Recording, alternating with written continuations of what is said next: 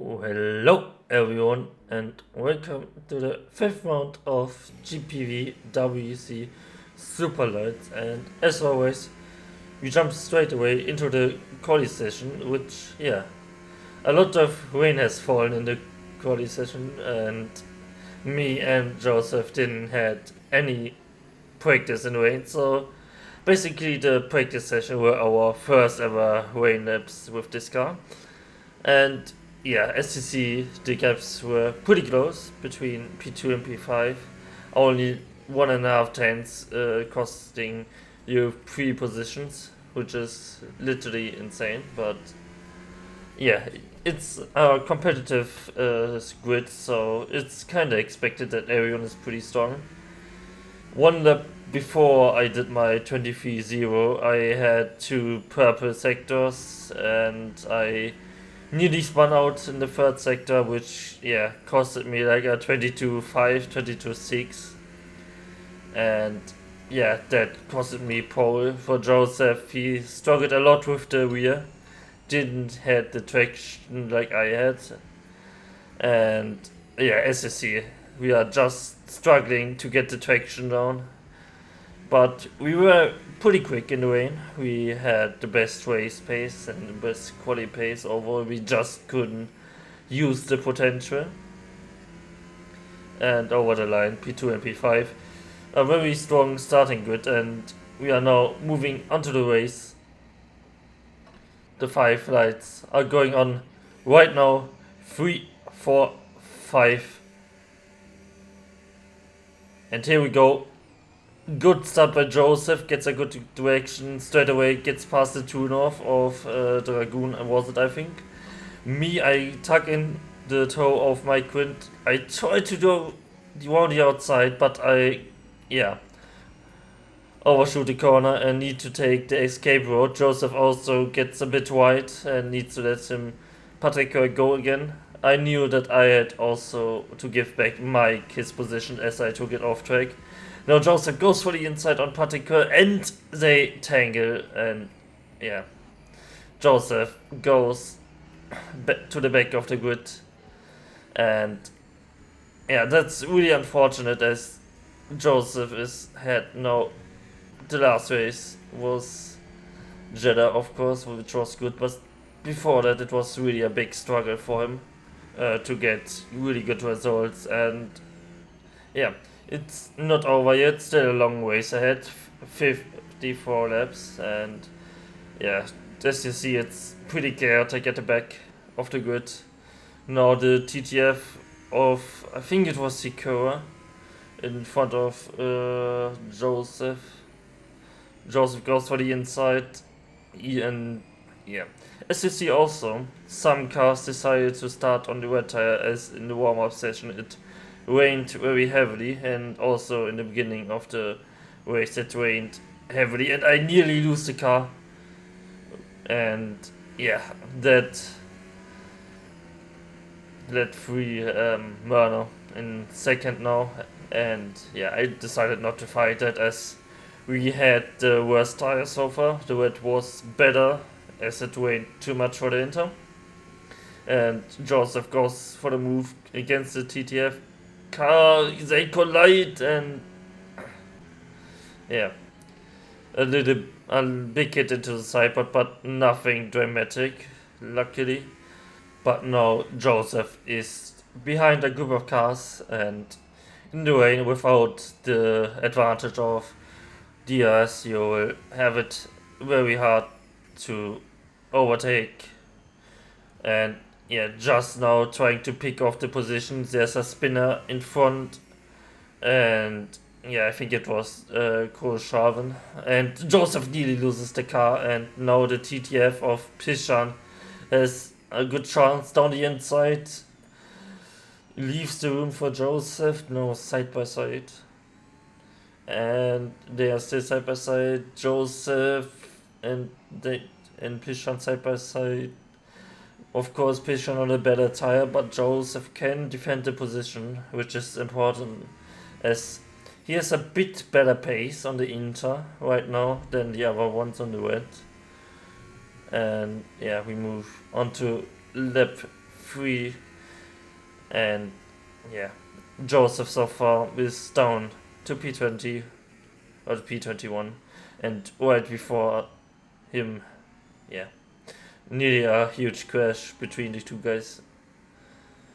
And Joseph now tries to do as many overtakes as he can, and wants really to get back up into the points. We move to lap 3, to my POV of the lap. As you see in the mirror, Rugosa's now attacking, of course with the better tire with the wet, and he's turning in on me.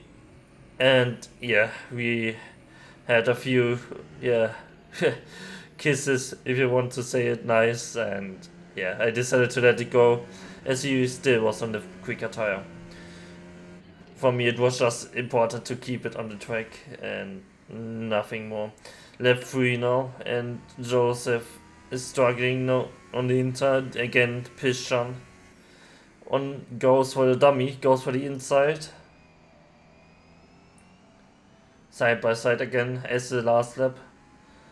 Joseph tries to defend it, goes a little bit deep, and yeah, they tangle quite a lot, and Joseph is now basically P30, so he was last on the grid. And yeah, that's really not good for his race. Still a long ways ahead, but yeah, he will now, yeah, definitely feel disappointed to not get a good position right now. Lap 4, at the end of lap 4, he now overtakes Danny Scott, but also Danny Scott didn't try to defend it really, as he knew Joseph was much quicker. And yeah, now it's just about surviving. And in the meantime, the rain has stopped to fall, which is pretty good news for the inter tire, as the inter tire is gonna get quicker and quicker. And we move now onto lap 9 to my POV, as I am now on the back of Rugosa again, as the wet tire is starting to drop and the inter is getting faster lap by lap. And yeah, I knew that. I knew I had to wait it patiently, but I also knew that I needed to get past them to have a good chance at to catching the leaders, as Rugosa does a little mistake. I sense a little opportunity, press to push the pass, and try to go for the inside, and then yeah, Rugosa just closes the door, which is fair enough. I wasn't even close enough to really have a go at him, but just filling in the mirrors. And now Rugosa is getting away a bit, as the dirty air is pretty hard with these cars, and yeah, as you see, the tire advantage is huge.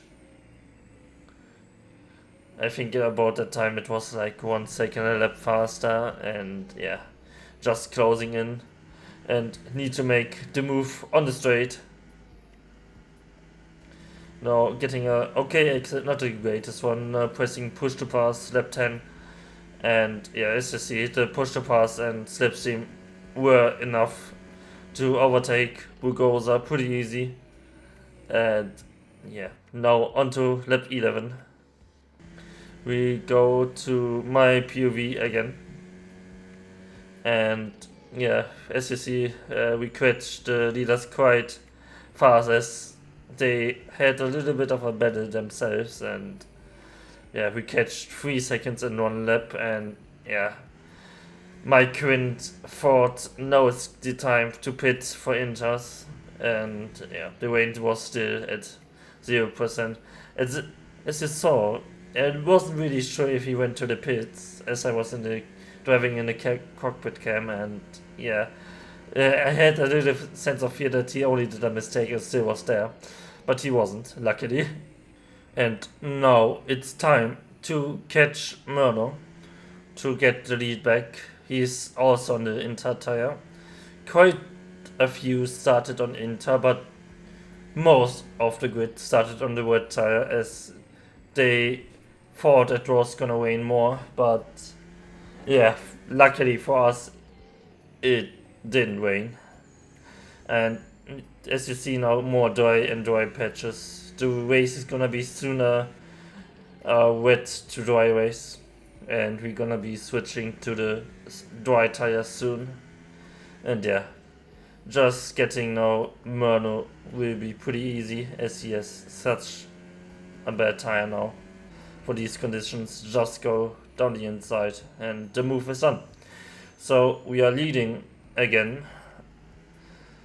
The first time this race, and now it's trying to pull a gap to P2 to get a pit stop maybe, and yeah, lap 13 now we will go back to Joseph, who does a straightforward move on the Bohem GP car of, I think it was Riedfeld, down the inside, and it was a straightforward move, nothing to worry about, and